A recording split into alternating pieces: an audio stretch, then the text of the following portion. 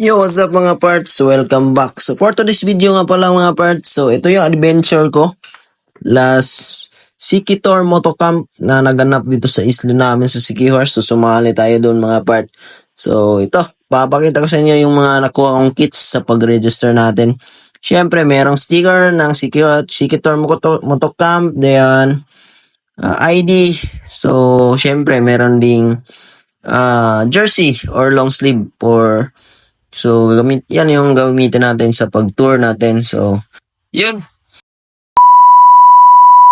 So, dito mga part is actually 5 spot yung requirements namin sa Sikihor na puntahan and to have a picture. So, actually 3 spot na yung napuntahan ko dito na lugar. Kaya, huli na ako nakapag-video kasi solo lang akong rider. So, sobrang init pa. So, di ko na naisipan kanina na mag-video sa lahat ng spot na napuntahan ko. So, ito is tapos ko nang mapuntahan yung sa lahat ng spot na 5. So, papauwi na ako dyan sa Binyo, sa Ocean View, sa Ulang. Then, galing ako dyan sa Baliti 3 and then sa Pitanan, doon sa Lasi. So, yan. Nandyan na tayo sa Gabayan, dyan banda. May crossing and then may tarp dyan na dyan papunta yung Gabayan Rivera. So yan mga part, and this time is nandito na tayo. So kung titignan nyo sa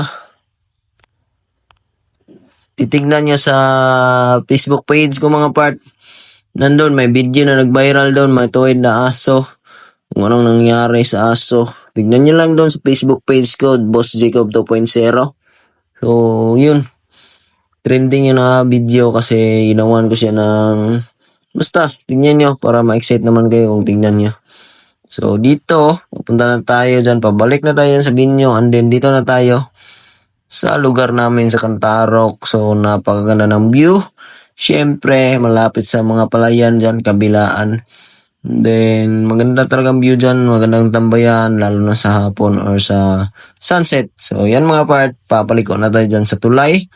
And then, without further ado mga part is papunta na tayo sa Binyo, which is Ocean View sa Ulang, Maria Sikihor. So, dyan is video lang tayo ng konti para naman may mapakita ko sa inyo kung anong mga ganap sa adventure ko. So, dito na tayo sa lugar. Dito is Corporex and Dustin. So, Marshall kasi silang dalawa sa event na to mga part. So, yan. Dumating na yung mga sniper from other region, so other island.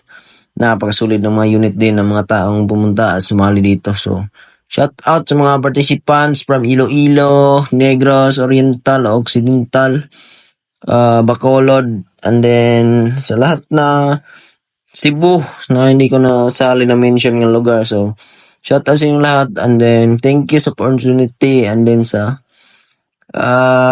paghalubilo natin na ganap